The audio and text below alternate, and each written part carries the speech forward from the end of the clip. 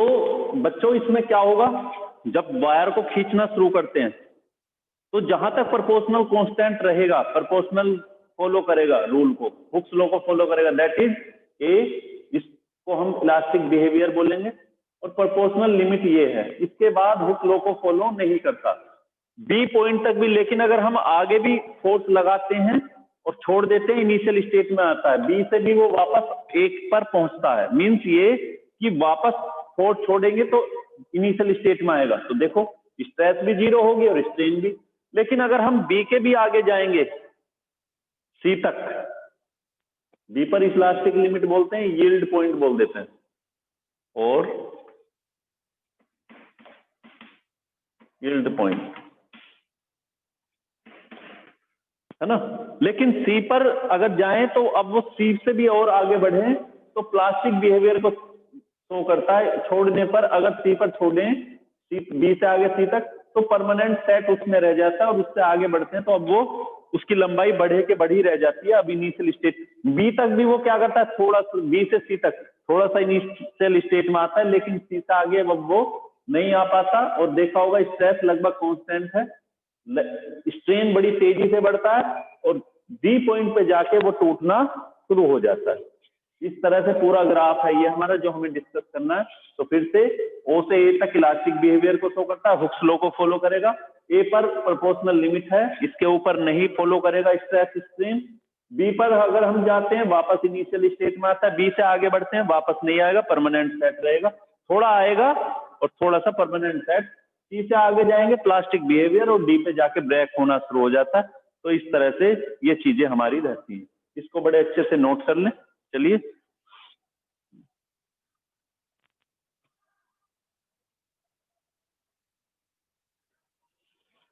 चलिए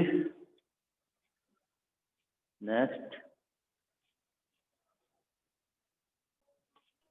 फिर से देखो जरा एक बार, बल्क मॉडुलस इसके बाद यंग मॉडुलस पढ़ा है, अब नेक्स्ट टॉपिक है हमारा बल्क मॉडुलस ऑफ इलास्टिसिटी। क्या फॉर्मूला होगा, the ratio of normal stress to the volumetric strain. Normal stress का मतलब कंप्रेसिबल स्ट्रेस है ना भाई, कंप्रेस करेंगे किसी बॉडी को तो क्या होगा, फोर्स किस वे में लगाना होगा, नॉर्मल वे में। तो normal stress to the volumetric strain F upon A delta V upon L, F upon A delta V upon V. अभी सपोज ये बॉडी है पूरी की पूरी क्यूब या क्यूबॉइड, भाई अगर सामने से देखते हैं वैसे तो ऐसे रहती है स्ट्रक्चर,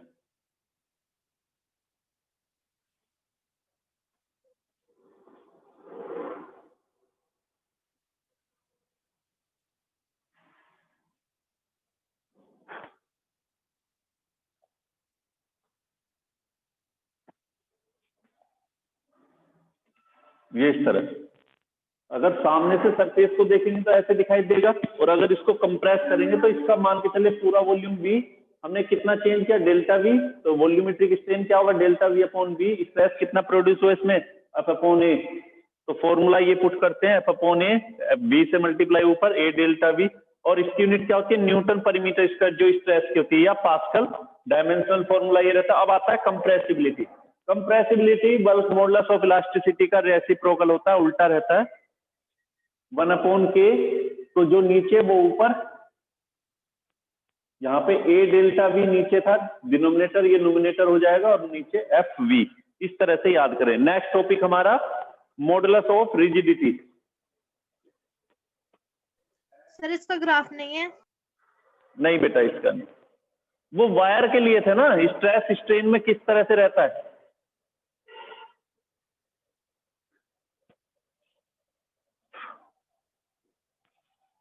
नेक्स्ट आएगा modulus of rigidity.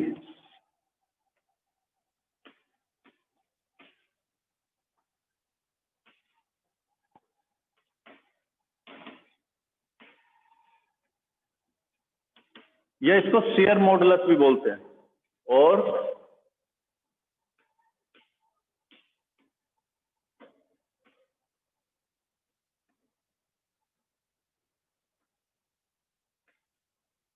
Share modulus. अब ये क्या होगा, तो तुम्हें बताया था टेंजेंशियल वे में मान के चले सामने से देखने पर सरफेस ऐसे दिखाई देता है, आप इसको इस तरह से थोड़ा सा स्ट्रेच करते हो टेंजेंशियल में, ऊपर के सरफेस पर फोर्स एग्जर्ट करें और आगे की तरफ बढ़ाते हैं, तो ये वाली सरफेस यहाँ पे और दूसरे वाला यहाँ, कितना एंगल, थीटा एंगल आगे की तरफ बैंड हो जाती है। स्ट्रेन कितना होगा इसमें, थीटा। टेंजेंशियल स्ट्रेन याद होगा, थीटा से बताया था, और थीटा से मतलब क्या होगा बताया था, थीटा अगर बहुत स्मॉल है तो ये लगभग अप्रोक्स में किसके इक्वल होता है, tan थीटा, और tan थीटा क्या लेंगे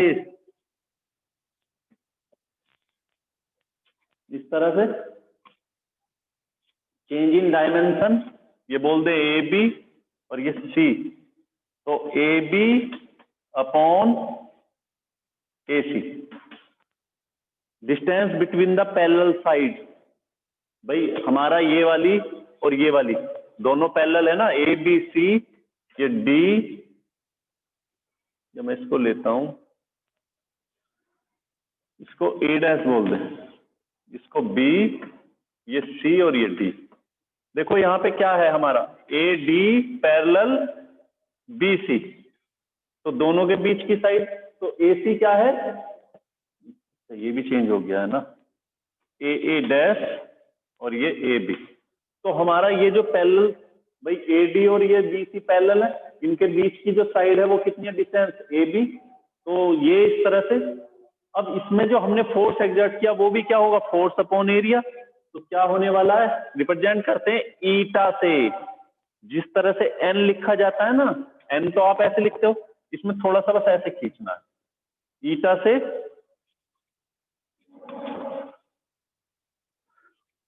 तो ईटा इक्वल्स टू क्या होने वाला है, फोर्स अपॉन एरिया, या कौन सा स्ट्रेस, याद करो जल्दी से बताओ, shear stress, shear stress, tangential stress to the shear strain, तो क्या फॉर्मूला था, tangential stress to the shear strain. shear strain कितना है बच्चों, बताओ कौन बोलेगा, shear स्ट्रेन बताओ, shear स्ट्रेन कितना है यहाँ पे, अभी बताया था मैंने, sir A dash upon A B, A dash upon A B, और टेंजेंशियल स्ट्रेस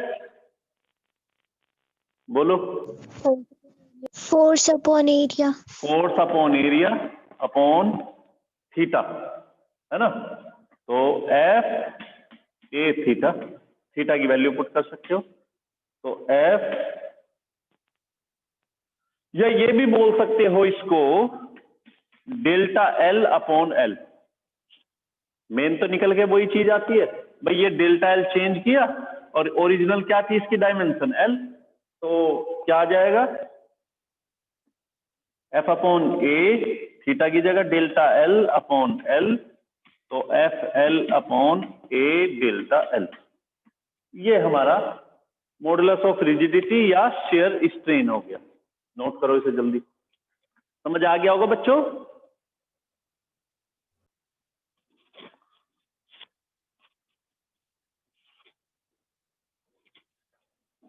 क्लासिफिकेशन,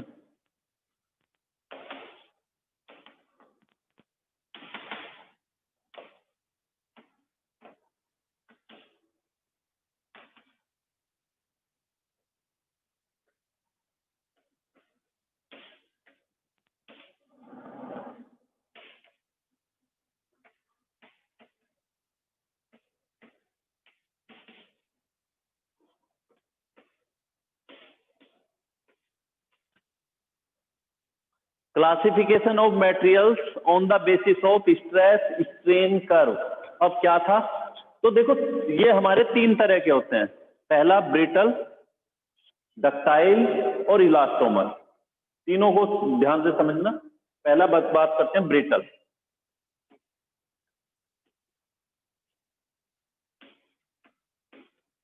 अब ये ब्रिटल क्या है,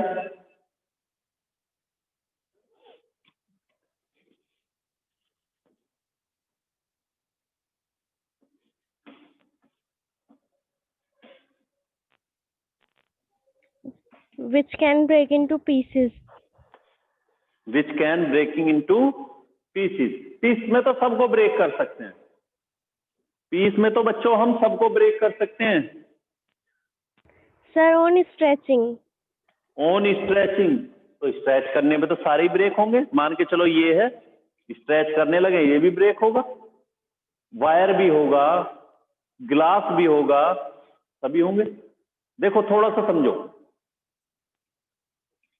तीन मटेरियल होते हैं, ब्रिटल, ब्राइटल भी बोल देते हैं, दूसरा होता है ductile. First brittle, ductile. Sir, brittle मतलब which cannot be drawn into wires. हाँ, ये बात इस बार समझ आ गई। जिसको हम वायर की फॉर्म में ड्रॉन नहीं कर सकते वो ब्रिटल होगा, है ना। लेकिन हम क्या करेंगे, स्ट्रेस स्ट्रेन को देखते हुए करेंगे, वायर नहीं बना सकते। इससे बहुत अच्छी बात बोली है। अगर आप क्या करने लगे, कॉपर को आप पकड़ के खींचना शुरू हो जाओ तो वायर बन सकती है। गोल्ड को करें तो बहुत ज्यादा पतली वायर बना सकते हो आप, गोल्ड से बहुत पतली वायर बना सकते हो, लेकिन ब्रिटल से नहीं बना सकते। इसका मतलब कुछ ऐसी चीज है इसके अंदर जो इसमें कम होती है, इसमें ज्यादा होती है। और तीसरा है हमारा, सेकंड और थर्ड नंबर पे है इलास्टोमर्स। इलास्टोमर्स होता क्या, आप जरा समझो। जब हम इसका ग्राफ बनाते हैं बच्चों, इसका, तो इसमें तुमने जब स्ट्रेस स्ट्रेन कर्व बनाया था, ये वाली चीज ली थी, और याद होगा एक बड़ी सी लंबी लाइन के बाद यहां था, मींस प्लास्टिक रेंज थी। लेकिन अगर मटेरियल में प्लास्टिक रेंज कम से कम रहे,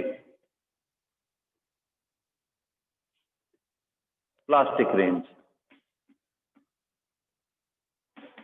प्लास्टिक रेंज का मतलब क्या है, ये यहां से आगे प्लास्टिक रेंज ही तो है। प्लास्टिक रेंज से मतलब क्या है कि जिसको हम खींचे और वो ज्यादा लंबा ना खींच पाए, जल्दी से टूट जाए, उसे क्या बोला जाएगा, ब्रिटल। तो the materials which have small plastic range, तो ये क्या रखते हैं, स्मॉल प्लास्टिक रेंज।